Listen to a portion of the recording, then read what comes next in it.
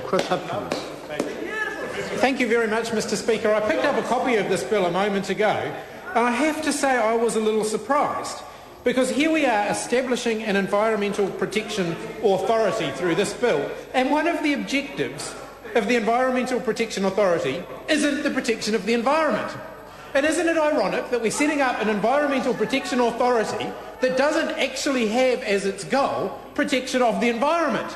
So I was really surprised to read that in the bill. It talks about contributing to the efficient, effective and transparent management of the New Zealand environment. No mention of protecting the environment in there at all. It enables us to meet our international obligations, once again not protecting the environment at all. So why are we establishing an Environmental Protection Authority that doesn't actually set about to protect the environment? I'm a little bit surprised. It's something that Sir Humphrey Appleby would be very proud of. Look, in fact, he thought the best hospital in the NHS was one that had no patients. Here we have the Environmental Protection Agency that doesn't actually set out to protect the environment. Something I'm sure Sir Humphrey Appleby would be it's a triumph. It's an absolute triumph for the bureaucracy that they're establishing a new bureaucracy that doesn't actually do what the title of it suggests it's going to do. Having said that, we're going to support it because of course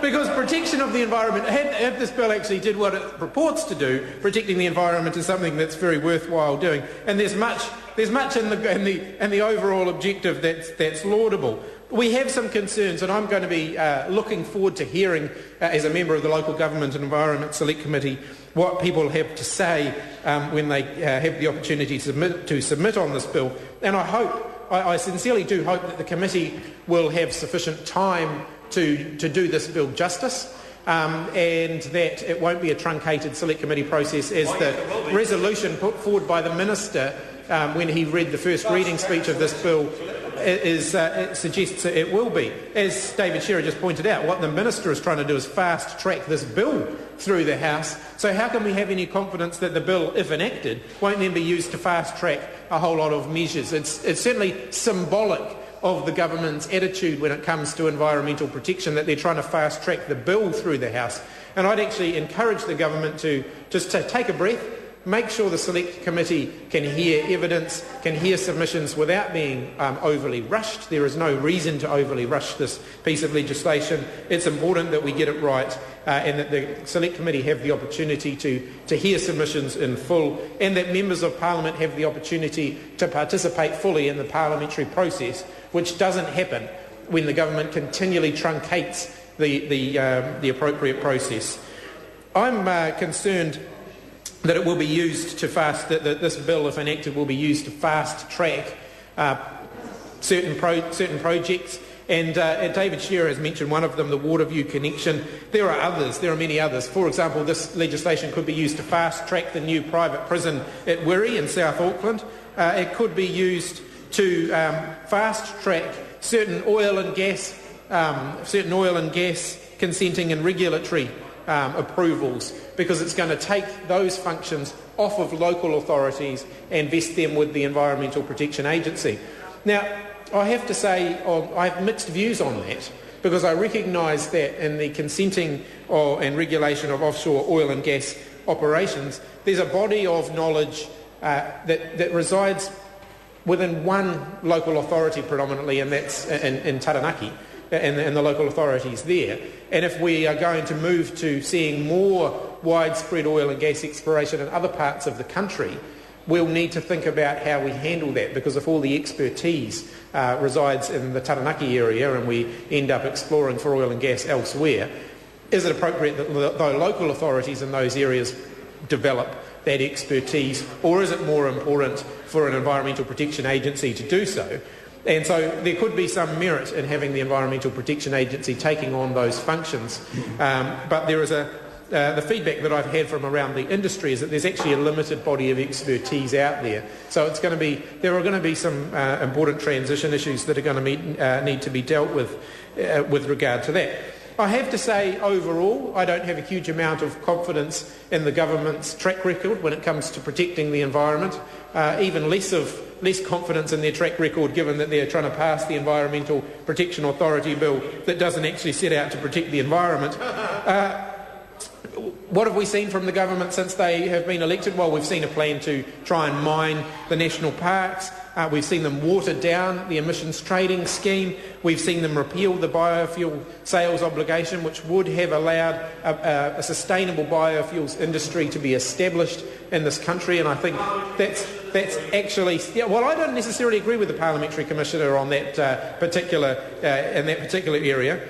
And we've seen them repeal the restriction on new baseload electricity generation from non-renewable sources such as coal and gas.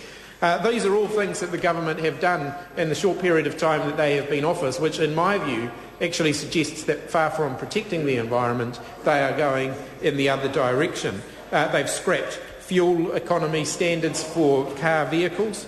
Jerry Brownlee's resisted any moves to have a common standard of smart metering in our electricity meters. These are all things that the government could do that would significantly enhance our environmental protection, and yet this government is going the other way and walking away from those things.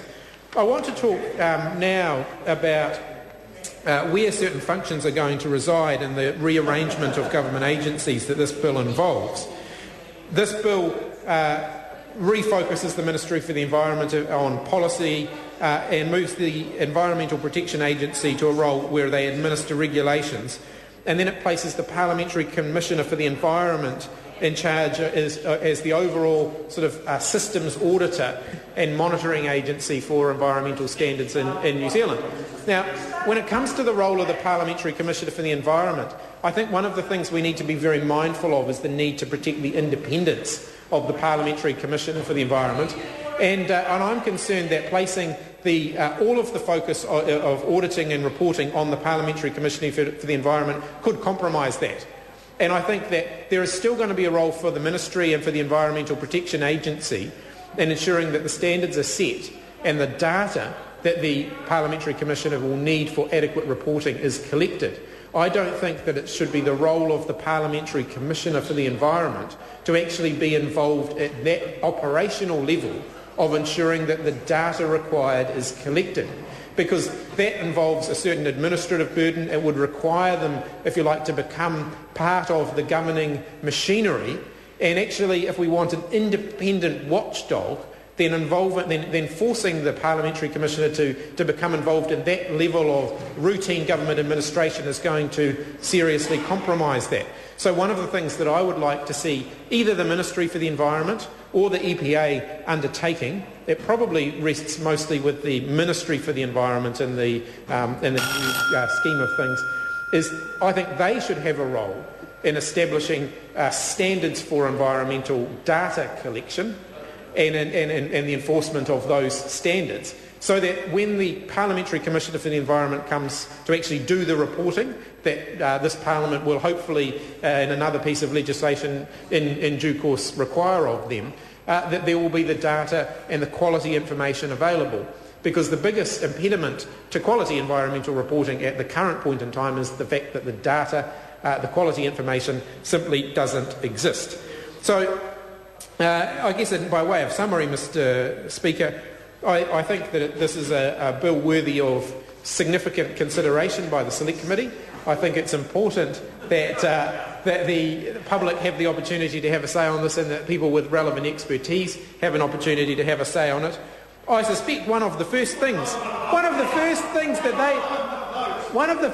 that they may want to consider, there's still 3 whole minutes to go, is whether or not, in fact, in the functions of the Environmental Protection Agency, it might be prudent to list protection of the environment as something that the Environmental Protection Agency might actually want to have within its ambit, rather than simply contributing to efficient and effective and transparent management of the environment. Maybe protecting the environment could be something they'd want to think about. That would be a very novel idea for an agency called the Environmental Protection Agency. So overall, let's hear what the Select Committee has to say.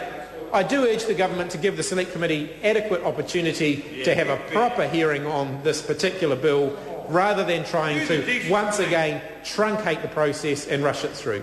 Mr Speaker. I call Nikki Kaye.